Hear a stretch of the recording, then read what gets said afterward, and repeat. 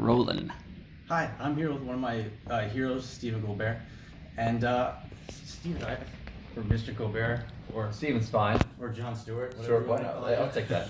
But yeah, so I was thinking, so you're one of my influences, and I always say like life gets pretty foggy, and sometimes you need some stars you can guide your ship by, and those are the people you look up to that help you when life gets a little rough. Sure. So growing up, who were the people that when things were tough you could turn on or watch or listen that made things a little easier sometimes? When I was a kid, I used to go to sleep to George Carlin's Class Clown, Bill Cosby's Wonderfulness, Bill Cosby's Very Funny Fellow Wright, Richard Nixon: A Fantasy by David Fry, and the Ballad of Davy Crockett, which was an album version of the TV show from the Disney, Sunday night show, with Fess Parker. Is it Fess Parker as Dan? One of those. Anyway, at the end he dies. I just remember crying every time he dies. He dies in the Battle of the Alamo. Spoiler alerts. Exactly. So Yeah. those are when I was younger. Yeah. And then Steve Martin after that. Oh. Those were the people. And a lot of people I don't know why they don't ask me about Steve Martin, because they're like, there's a picture of him on my wall over there that I got him to sign, which I don't think he liked He signing. didn't like signing his own head? I don't think so. I thought it seemed weird to him. But he was super influential on the character I did at the Colbert Report. Was he really? Yeah, because he did this character, which I suppose in some ways he still does, but he did the character that was a high status idiot, self-involved high status idiot, and that's kind of what my character was. A well-intentioned, poorly informed, high status idiot, which is what my old character was. Right. And So I'd say he was one of my North Stars. Yeah. those were one of your stars? Yeah. And growing up, so those are heroes that are kind of, they're far away, those stars. But what about the ones like any teachers or people in your life that you still, like you think of them now and you're like, you know what, they would like this. They would like this? They would like what I'm doing. They would like the fact that I did this, that I got here, that I'm. I don't know about it. Or I maybe don't they know if hate anybody this. would like it. But any teachers, because I have a teacher and he's behind the camera right now. Well- that guy, he was my favorite teacher growing up. Well, my teacher, Mrs. Katzis was my 4th grade teacher, and she was my favorite teacher. Not that Mrs. Kelly in 3rd grade wasn't great. But Mrs. Katzis was very special to me. I had a couple of teachers in college. I had an acting teacher, Ann Woodworth, who was very important to me. She sort of believed in me as a performer and asked me to be in touch with my own feelings. So I wouldn't always be playing things on the surface, so I could actually get to some sort of emotional truth. And she also got me into therapy. Thanks, Anne. And I resisted it for about 20 years, and then I finally went. And I had another teacher named Leland Roloff, who was a Jungian analyst who taught interpretation of literature using psychological and archetypal lenses to look at ancient literature a lot, like Homeric hymns or fairy tales and stuff like that. He was very important to me in my own personal development. I did so much as a performer, but in sort of believing myself as having a rich inner life that was worth sharing.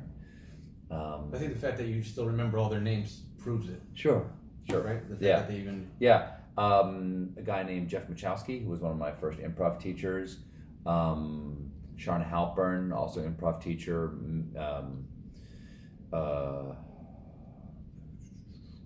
Mick Napier was another great improv teacher in Chicago. And all these people are still there.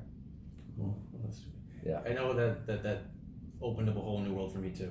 When I got into the improv and things like that, it was something like no other, because when you do that kind of stuff in class, you get thrown into detention. You do on stage, you get called talented. That's right. And Then actually, if you really absorb the yes and aspect of the improv, it can bleed over into your life. And it can kind of get you in trouble, but sometimes kind of good trouble, because then you say yes to things that you normally would not. Yes, and it pushes you strength-wise.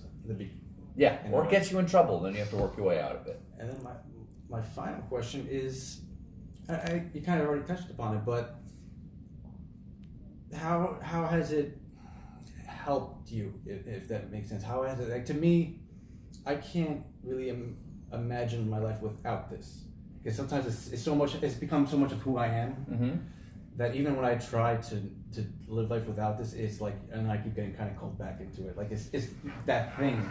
Is it something that we all have, like the secret kind of identity that we think the person we're supposed to become?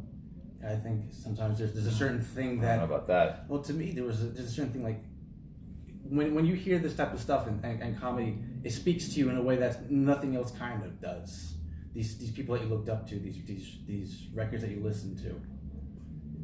Does that make sense? There's certain certain things. That's all true. So how has it helped you personally? Oh, comedy. I mean, the reason I was listening to all those things when I was younger, all those people that I looked up to, those comedians I looked up to, I didn't even so much look up to them as I needed them because I was a sad kid and I had tragedy in my life, and as many people do. But that was the thing that let me let go of my anxiety at the end of the day. And I'm an anxious person, generally speaking. Yes. And maybe that's why I do satire, because I want to do jokes that are about the thing that's making me anxious.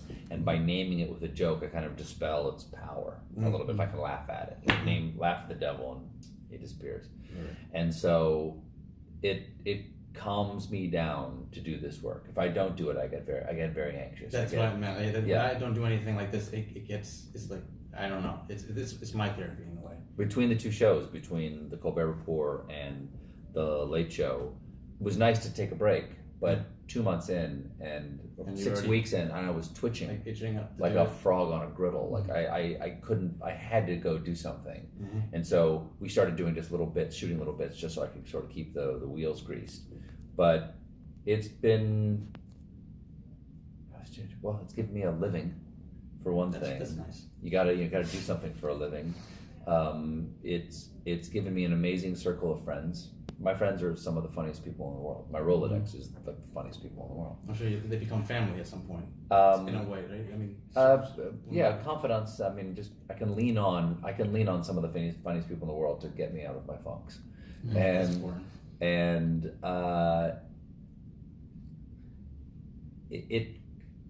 some people say they need my show to get through their day. I need my show to get through the day because I need the community of the audience. It's given me a community, people who have shared sensibilities and I suppose shared values, because satire ends up being like parody with a point, and you're always usually in satire you're talking about hypocritical behavior, and you have to put that lens on yourself sometimes too. To be honest about it, but it helps me get rid of the anxiety I feel about the way we're being led as a nation right now. Because if I didn't do this, I'd still care about it, and I would have no outlet. So it's kind of saving my life a little bit, but it's at least saving my mind. Sometimes those two things go hand in hand. Yeah. Thanks for the info. Thank you. Thanks for inspiring me. I appreciate it. Thank you. Good luck.